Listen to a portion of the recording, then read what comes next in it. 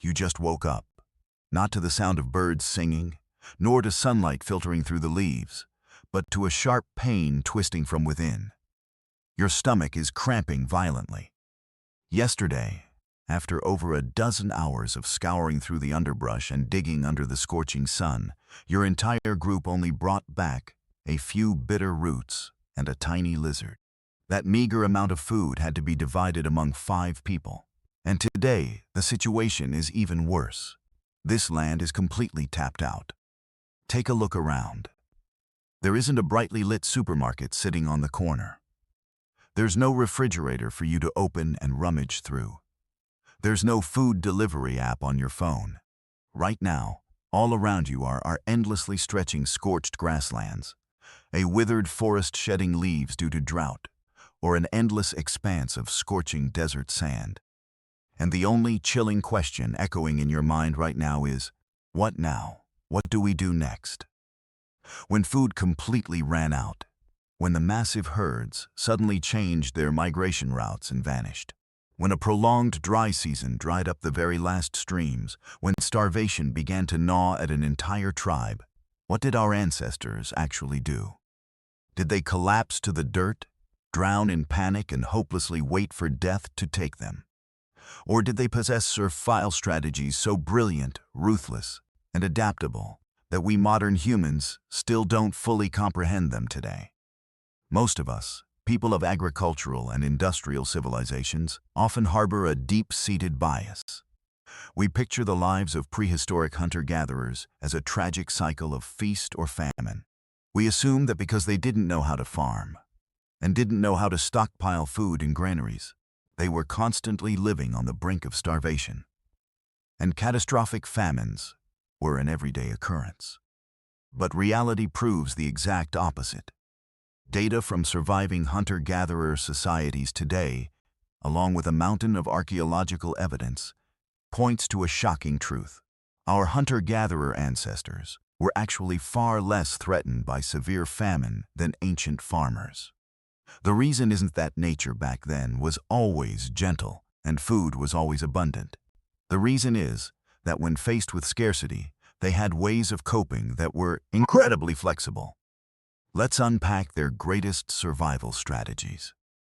The first piece of evidence, and the most powerful weapon ancient humans possessed: mobility. For us today, a home is a solid structure rooted in the ground. But for our ancestors, home was wherever the food was. When an area was depleted, or when the weather turned brutal, they never stubbornly clung to one spot only to die. They broke camp. They gathered their few belongings and immediately hit the road. The ability to move constantly, unbound by fields or property, allowed them to track the footprints of massive migrating herds, or seek out new valleys where the vegetation was still lush. Moving wasn't running away. Moving was the #1 strategy for dispersing risk. The second piece of evidence is an ironclad social rule: mandatory food sharing. In a hunter-gatherer group, hoarding food for yourself was a crime, and often meant a death sentence for that individual in the long run. Archaeology and anthropology call this the demand-sharing mechanism. When a lucky hunter took down an animal, or a woman found a bush full of sweet berries, they had no right to hoard it for their own family. The food strictly had to be divided equally among everyone in the group, including those who found nothing that day. This mechanism, combined with constant mobility, created a flawless social safety net. Its core principle was simple: no one can be lucky all the time. Today you share your meat with others. Tomorrow, when you come up empty-handed, someone else will share their roots with you. If you lived selfishly, you would starve the moment you hit a streak of bad luck. But by sharing, the risk of survival was spread evenly across everyone's shoulders. The third piece of evidence lies in an incredibly flexible, boundless diet. Ancient humans were not picky eaters.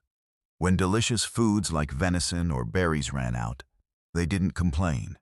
They lowered their standards to the absolute bottom and ate almost anything that could go into a stomach.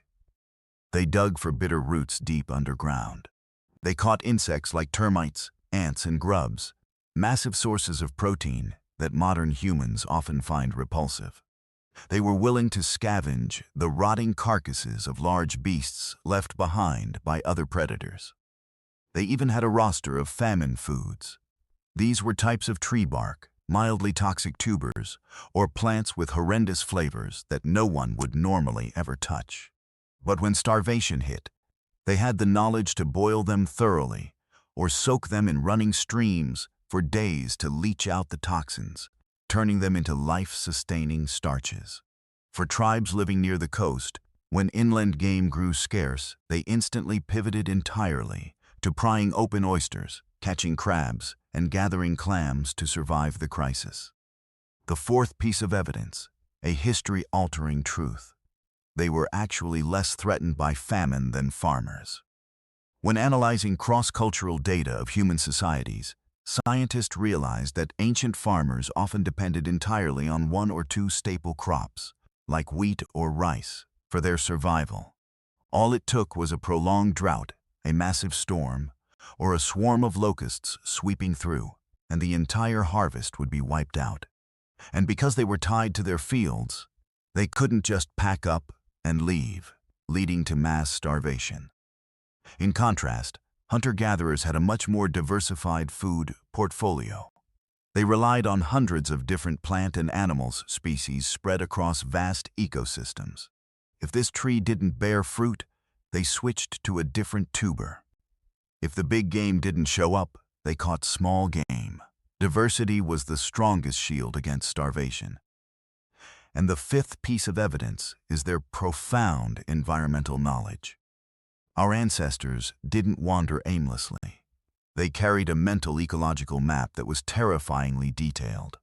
They knew exactly which month, which plant, on which side of the mountain would sprout.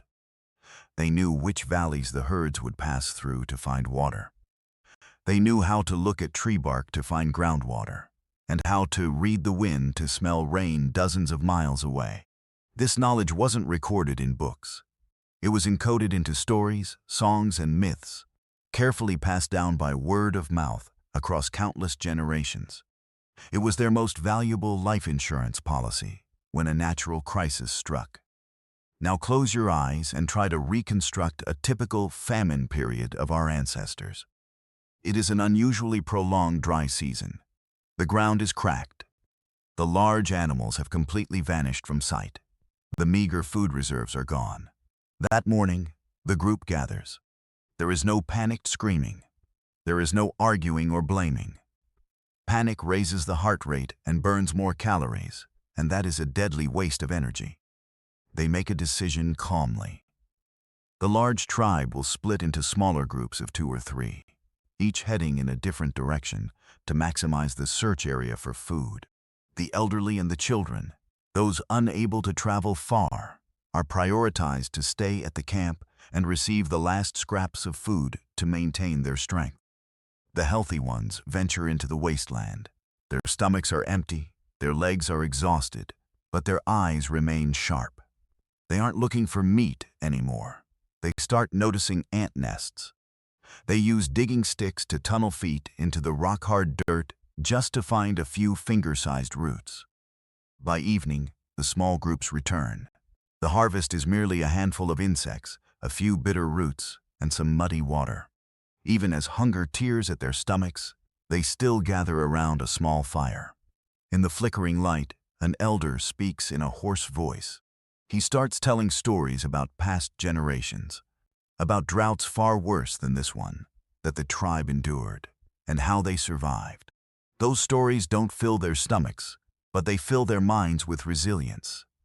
It reminds them, we have overcome this before, and we will overcome it again. A few days later, one of the scouting groups heading north returns with good news. They found a wind-sheltered valley that still has edible vegetation. Instantly, without delay, the entire tribe helps each other to their feet and heads toward life. But this is where things become even greater and more astonishing. Our ancestors weren't just passively reacting when starvation was already breathing down their necks. They possessed the ability to predict the future from the tiniest clues.